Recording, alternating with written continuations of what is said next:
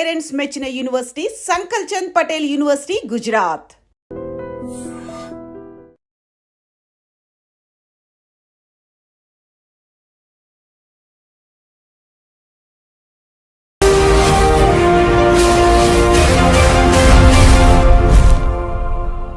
నమస్తే, welcome to I dream social spotlight with కవిత.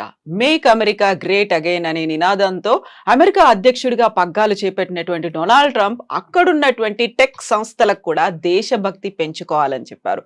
అమెరికాలో సబ్సిడీలు తీసుకుంటూనే విదేశాల్లో కంపెనీలు పెడుతున్నారు, ఇండియన్స్ ని హైర్ చేసుకుంటున్నారు. అది కాదు కావాల్సింది, ఫస్ట్ అమెరికన్లకి ప్రాధాన్యత ఇవ్వాలి అని చెప్పారు. యాక్చువల్ గా మన భారతదేశానికి చెందినటువంటి ఉద్యోగుల మీద ఎఫెక్ట్ పడుతుందా, మన వాళ్ళు ఎలా ఆలోచించాలి, తిరిగి భారత్ కి రావాల్సినటువంటి పరిస్థితులు వచ్చాయా? మనతో పాటుగా ఉన్నారు centre for human security studies founder doctor Ramesh Kanneganti గారు. రమేష్ గారు నమస్తే. కవిత మేడం గారు. సో అమెరికా ఫస్ట్, లాయల్ గా ఉండండి అనేటువంటి మాటల్ని నిన్న ఏఐ సమ్మిట్ లో డొనాల్డ్ ట్రంప్ అక్కడ ఉన్నటువంటి కంపెనీలకు చెప్పారు. సో దాని సారాంశం ఏంటి? భారతీయులకు ఉద్యోగాలు అస్సలే ఇవ్వద్దు అనా, లేకపోతే మన వాళ్ళకి ప్రయారిటీ ఎక్కువ ఇవ్వమనా? కవిత గారు, first I would like to thank you for bringing out a wonderful and very timely topic. చాలా కాంటెంపరీ, లేటెస్ట్. అంటే మీరు గత 12 గంటల్లో జరిగిన దాని గురించి మాట్లాడమని అడుగుతున్నారు. సో మన ఐ డ్రీమ్ ప్రేక్షకులకి it's definitely going to benefit. నేను డాక్టరేట్ ఇన్ అమెరికన్ స్టడీస్ చేశాను, పిహెచ్డి ఇన్ అమెరికన్ స్టడీస్.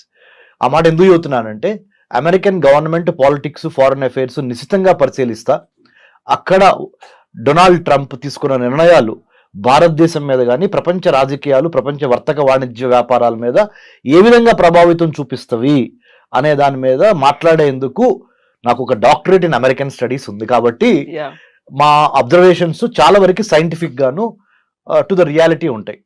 మీరు అడిగిన ప్రశ్నకి నా సమాధానం నెంబర్ 1 ఏంటంటే, డొనాల్డ్ ట్రంప్ నిన్న ఏ యాక్షన్ ప్లాన్ని విడుదల చేస్తా, కృత్రిమ మేధస్సుతో ఏ విధంగా సంపద సృష్టి చేయాలి అనేది నెంబర్ 1 లక్ష్యం.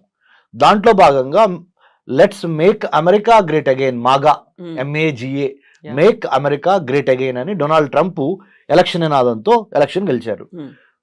100% డొనాల్డ్ ట్రంప్ ఒక విధంగా చూస్తే he so right. He has to satisfy the people whom they have invested faith in Donald Trump. ఎవరైతే అమెరికా యొక్క బాగోగులు కోరుకుంటారో వాళ్ళకే అమెరికా యొక్క అధ్యక్ష భవనంలో కూర్చునే అర్హత ఉంటుంది అనే ఒక ఫార్ములాకి డొనాల్డ్ ట్రంప్ 100% న్యాయం చేస్తున్నాడు. ఆ విధంగా చూస్తే ముఖ్యంగా అమెరికాలో పుట్టి పెరిగిన అమెరికన్స్కి ఎక్కువ అవకాశాలు ఇవ్వండి. మీరు గూగుల్ కానీ, మైక్రోసాఫ్ట్ కానీ, ఇన్ఫోసిస్ కానీ, లేకపోతే యాపిల్ కానీ, లేకపోతే any name big company you name, or Microsoft కానీ, any big company you name, he's appealing to all the CEOs of those AI companies. NVIDIA is a very big AI company, artificial intelligence company, NVIDIA యొక్క gross domestic, అంటే NVIDIA యొక్క ఆదాయము మన దేశానికి సంబంధించిన ఆదాయంతో అంటే GDPలు 2 మ్యాచ్ అవుతాయి. అంటే ఒక మల్టీనేషనల్ కంపెనీ అయిన NVIDIA AI వాటి యొక్క GDP, అంటే వాటి యొక్క టోటల్ ఇన్కమ్ ఆర్ రెవెన్యూ అనండి, ఈక్వలెంట్ టు ఇండియాస్ $3 trillion.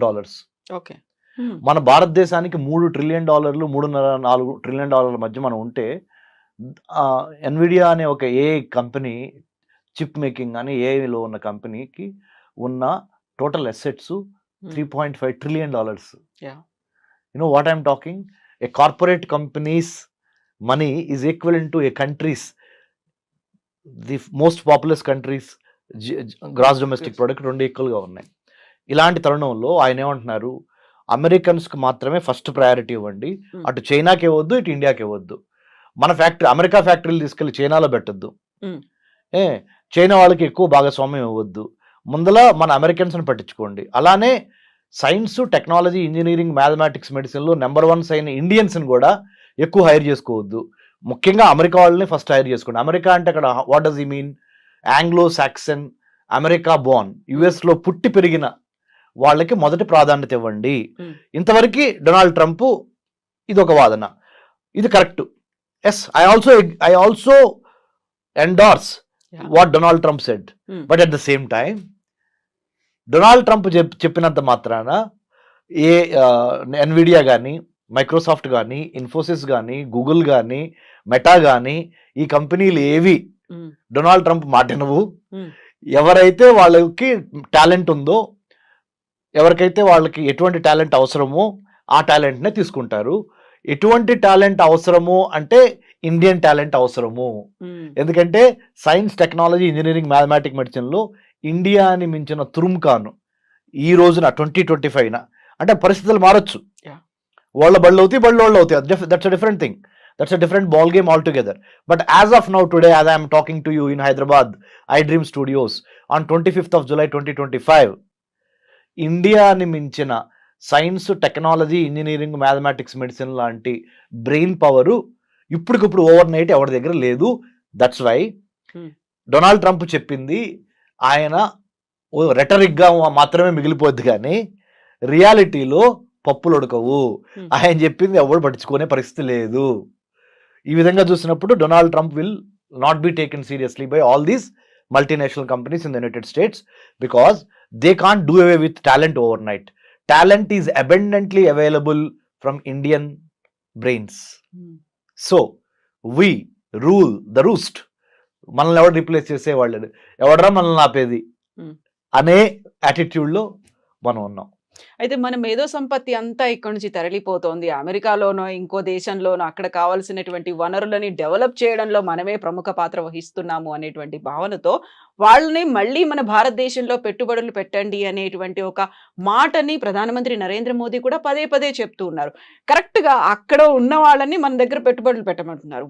ఇప్పుడు ట్రంప్ కూడా అదే మాట చెప్తున్నాం, మన వాళ్ళు వెళ్ళి విదేశాల్లో పెట్టుబడులు పెడుతున్నారు, అలా పెట్టడానికి వీల్లేదు. సో దాని మీద విపరీతమైనటువంటి సుంకాలు నేను విధిస్తాను అంటే ఇండైరెక్ట్ గా మనం ఏదైతే కోరుకుంటున్నామో అదే మాట కాదు అనే చెప్తున్నారు ఆయన. మనం సంస్కృతి సాంప్రదాయాల గురించి మాట్లాడుతూ ఉంటాం కదా, యద్భావం తద్భవతి, okay, as you sow you reap. Donald Trump ఏమి సో చేశాడు అంటే, ఏమి నాటాడు? Make America great again. అంటే అమెరికా యొక్క లాస్ట్ గ్లోరీని మళ్ళీ రీక్లెయిమ్ చేద్దాము. ప్రధానమంత్రి మోడీ గారు ఏం కోరుతున్నారు? అఖండ భారత్. అంటే భారతదేశం కోల్పోయిన ఆ గ్లోరీ ఉందే, ఒకప్పుడు మణులు, మాణిక్యాలు, రత్నాలు రోడ్డు మీద పోసి, వీధుల్లో పోసి అమ్మేవాళ్ళు. శ్రీకృష్ణదేవరాయల టైం కానీ, అక్బర్ టైం కానీ అంటాం కదా మనం. చాలా మన కథల్లో, మన చరిత్రలో, మన హిస్టరీలో చాలా రత్నాలసీమ, రాయలసీమ, రత్నాలసీమ ఇవన్నీ ఉండేవి కదా. మళ్ళీ ఆ గ్లోరీని గెయిన్ చేయమని ఎవరు అడుగుతున్నారు? ఆ గ్లోరీని మళ్ళీ రీక్లెయిమ్ చేయమని ప్రధానమంత్రి నరేంద్ర మోడీ గారు అడుగుతున్నారు. తప్పేమన్నా ఉందా? భారతదేశం నుంచి చూసినప్పుడు ప్రధానమంత్రి నరేంద్ర మోడీ గారు చెప్పిన మాట తప్పు లేదు. కానీ భారతీయులు కాకుండా బయట దేశస్తులు చూసినప్పుడు మోడీ గారి మీద అప్పుడు వాళ్ళు ఏమనుకుంటారు? ఓ, ఈయన మొత్తం అవకాశాలు ఓన్లీ భారతీయులకే ఇవ్వమంటున్నాడు, మేక్ ఇన్ ఇండియా అంటున్నాడు. Make in India, made for India, digital India, stand up India, ఈ మోడీ గారు చేసే పథకాలన్నీ ఇండియన్స్ కోసమేనంట. మనం వెల్కమ్ కాదు, ఇది ఫారెన్ టాలెంట్, మనం ఎందుకులో వెళ్తాము, ఆయన మనకి మ్యాచ్ అవ్వదు అని భావన వస్తుంది. అట్లానే డొనాల్డ్ ట్రంప్ కూడా when he speaks for the country, because he one the election by American voters. America యొక్క ఓటు హక్కును ఉపయోగించుకొని, అమెరికాలో పుట్టి అమెరికాలో పెరిగి ఓటు హక్కు ఉపయోగించుకొని అమెరికా అధ్యక్షుడైన ఆయన ఆబ్వియస్లీ ఫస్ట్ ప్రిఫరెన్స్ అమెరికాకే ఇస్తాడు. సో దాంట్లో మనం ఆశ్చర్యపోవాల్సిన అవసరం కానీ, దాన్ని ఒక వివాదాస్పదంగా చూడాల్సిన అవసరం కానీ లేదు. రియాలిటీని రియాలిటీ లాగా యాక్సెప్ట్ చేసి ఎక్కడ కలుస్తాము, ఎక్కడ విడిపోతాము, మళ్ళీ ఎక్కడ కలుస్తాము అని. There are no permanent friends, there are no permanent enemies in international relations. Only interest of that particular nation at that particular moment is permanent. అంతర్జాతీయ సంబంధాల్లో శాశ్వత శత్రువులు, శాశ్వత మిత్రులు లేరు. ఆ దేశ ప్రయోజనాలే శాశ్వతంగా ఆ దేశ అధ్యక్షుడు పనిచేస్తాడు దానికోసం. ఇప్పుడు దేశభక్తి పెంచుకోవాలి, లాయల్ గా ఉండాలి, జాతీయవాదాన్ని పెంచుకోండి అనేది వాళ్ళ స్వార్థంగా చూడాలా, లేకుంటే నిజంగానే అమెరికా ఏదైతే ఆ గ్లోరీని పోగొట్టుకుందో దానికోసం మళ్ళీ మనం చేయాలి? ఇప్పుడు నా టెన్యూర్ లో ఇలా జరగనివ్వను అనే ఒక మాట చాలా గట్టిగా చెప్తున్నారు ఆయన. నేను ఒప్పుకోను అనేది అన్నారు కదా ఆయన. అవును, ఆయన చెప్పిన దాంట్లో ఒక అమెరికా పౌరుడిగా ఆయన్ని బాగా అప్రిషియేట్ చేస్తారు. మరి మనం భారతదేశంలో కూర్చొని ఆయన నిర్ణయాలను విశ్లేషిస్తున్నాం. మనకు తప్పుగా అనిపిస్తాయి కొన్ని రైట్ అనిపిస్తాయి, రైట్. సో సేమ్ లాజిక్ ప్రధానమంత్రి మోడీ గారికి కూడా. కాబట్టి మనం అసలు దీని గురించి చాలా సీరియస్గా ఆయన చెప్పాడు. నిన్న ఏ యాక్షన్ ప్లాన్ రిలీజ్ చేస్తా, ఏ కంపెనీ ఓనర్లకి అమెరికాలో ఉన్న వాళ్ళకి ఆయన ఒక పిలిపించాడు. ఏమని, బాబు ఫస్ట్ ప్రిఫరెన్స్ అమెరికాలో పుట్టి పెరిగిన మన వైట్ అమెరికన్స్కి ఇవ్వండి. వైట్ అనే మాట కూడా వాడలేదులే, అమెరికన్స్కి ఇవ్వండి అని అన్నాడు. తర్వాతే ఈ చైనా కానీ ఈ అమెరికా, ఈ ఇండియా కానీ.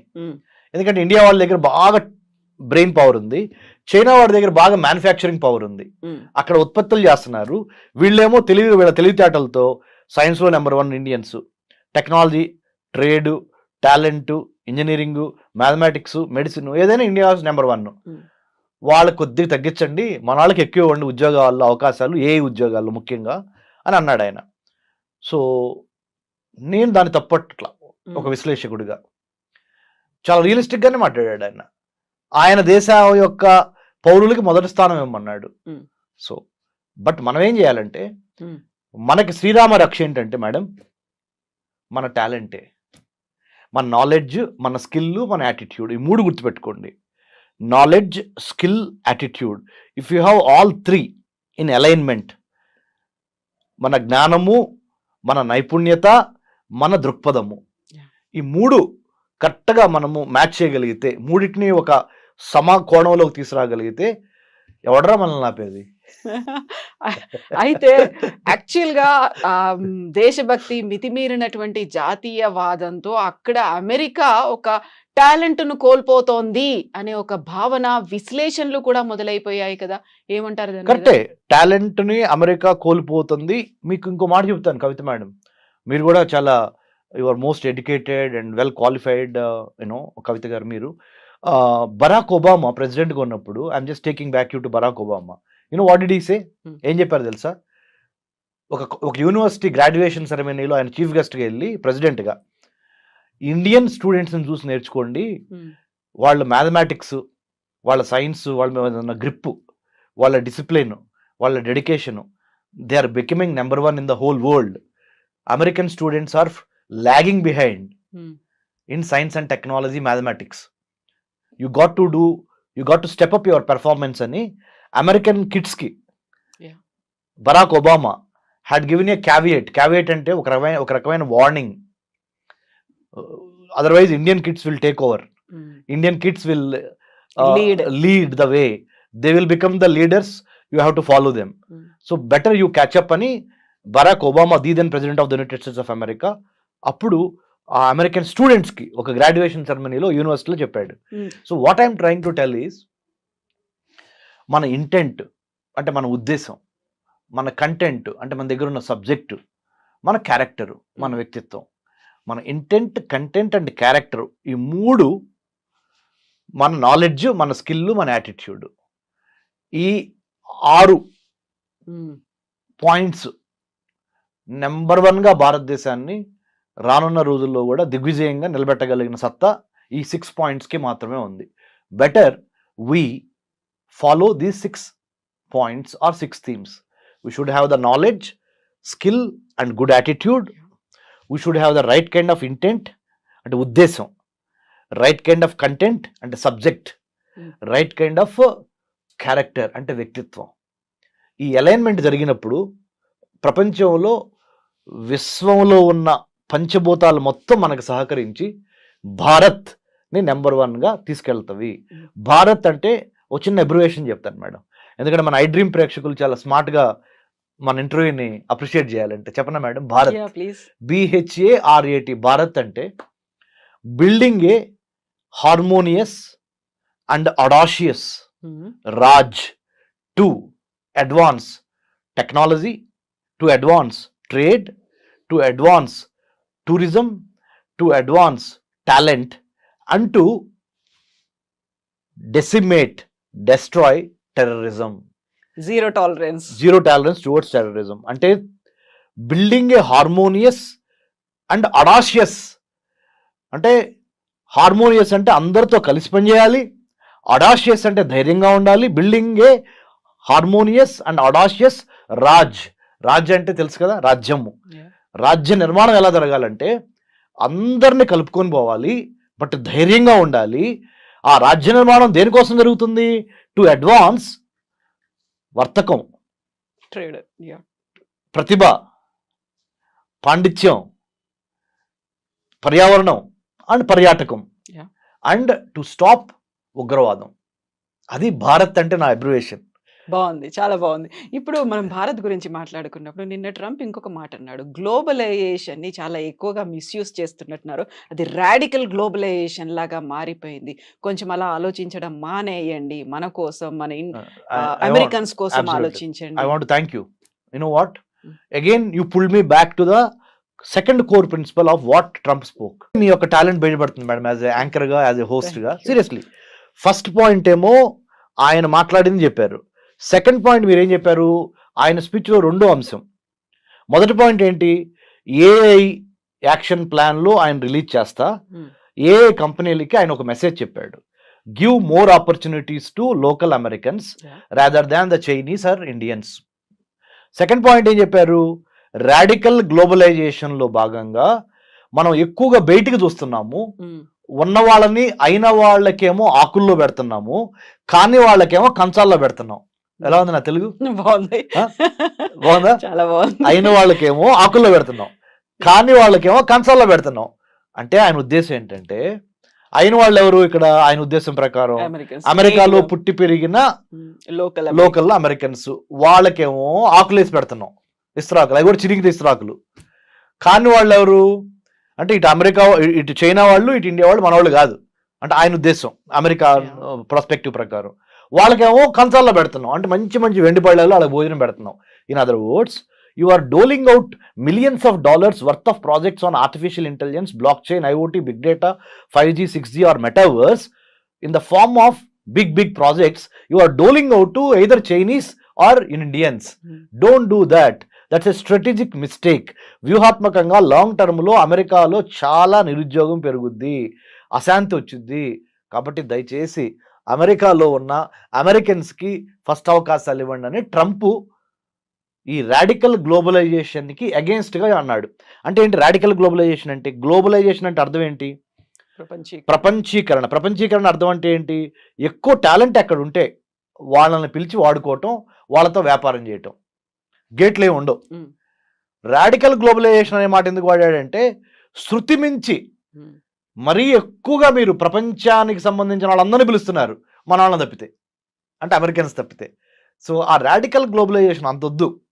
లోకల్స్ని బాగా ఎక్కువ అవకాశాలు ఇవ్వండి, లేకపోతే మళ్ళీ నేను ఎలక్షన్ రిపబ్లికన్ పార్టీ ఎలక్షన్ గెలవదని ఇండైరెక్ట్ గా చెబుతున్నాడు. ఎందుకంటే ఈయన ఎడిదిరికి గెలవలేడు, ఓన్లీ టూ టర్మ్స్ అయిపోయినాయి కదా.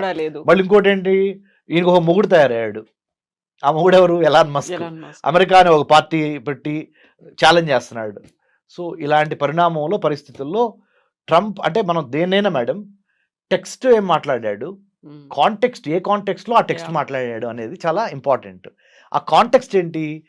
ఏఐలో నెంబర్ 1 ఉన్న కంపెనీలు అందరూ ఓ చోట కూర్చున్నారు, ప్రపంచంలో కుబేర్లు అందరూ ఓ చోట కూర్చున్నారు. ఆ కాంటెక్స్ట్లో అమెరికాకు సంబంధించిన కుబేర్లు, అమెరికాకు సంబంధించిన ఏఏ కంపెనీలు, అమెరికా ఏ యాక్షన్ ప్లాన్ విడుదల చేసే సందర్భం, ఆ కాంటెక్స్ట్లో ఈ టెక్స్ట్ కరెక్ట్గా మాట్లాడాడు. సో మనం వాళ్ళ గురించి వాళ్ళు ఆలోచించుకుంటున్నారు అని మనం అనుకుంటే సరిపోతుంది అంతే, నథింగ్ టు వర్రీ.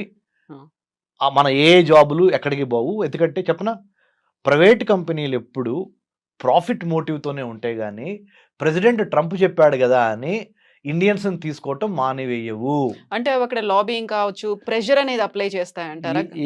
అంటే మేడం, మార్కెట్లో రెండు అంశాలు మేడం, డిమాండ్, సప్లై. ఎంత డిమాండ్ ఉంది, సప్లై ఎక్కడి నుంచి ఉంది? ఏఐకి బాగా డిమాండ్ ఉంది, దానికి సంబంధించిన సప్లై ఎక్కడి నుంచి ఉంది? ఇండియా నుంచి మాత్రమే ఉంది. ఎందుకు ఉంది అంటే, ఇండియన్ స్టూడెంట్స్లో ఉన్న డిసిప్లిన్ కానీ, డిటర్మినేషన్ కానీ, talent in science, technology, engineering కానీ, ఇవన్నిటిని ఓవర్ నైట్ ఏ దేశము క్రియేట్ చేయలేదు. Rome cannot be built over night.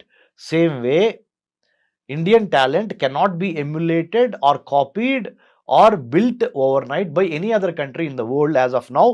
But as having said that, I would also like to say, change is the only permanent thing. So rep marchadi, I'm not saying Indians will always be top, no. As of now today, if we have the complacency factor, మనలో గనక బద్ధకం పెరిగింది అనుకో, వేరే వాడు వచ్చి occupy చేస్తాడు ఆ స్పేస్ని. So we should never be lethargic or complacent. We should always be on our toes, ready to take the fight, and then take over the science, technology, engineering, mathematics లో నెంబర్ 1 గా ఉంటే చచ్చినట్టు ఏ company అయినా మనల్ని hire చేయాల్సిన పరిస్థితులు create చేయండి, అనివార్య పరిస్థితులు క్రియేట్ చేయండి. If you can never catch or chase butterflies, better you build a beautiful garden so that butterflies will come and take rest or play in your garden. So true. Thank you so much Ramesh గారు. Usual గా చాలా clear గా చెప్పారు with simple words. Thank you so much. జై Hind madam. నిజంగా ప్రస్తుతం ఉన్నటువంటి సమాజం దేనికి ప్రయారిటీ ఇస్తుంది? ఆర్థిక సంబంధాల చుట్టూ మాత్రమే తిరుగుతోంది. మళ్ళీ ఎన్నికలంగానే చాలా విరక్తి కలుగుతాను. మంచి అనిపిస్తుంది కదా, లేడీస్ కూడా ఛాలెంజింగ్ జాబ్స్ చేసినప్పుడు చాలా బాగుంటది. ఫుడ్ డెలివరీ ఇవ్వటానికి వెళ్ళినటువంటి డెలివరీ బాయ్ అనిల్ పై కళ్ళ ముందు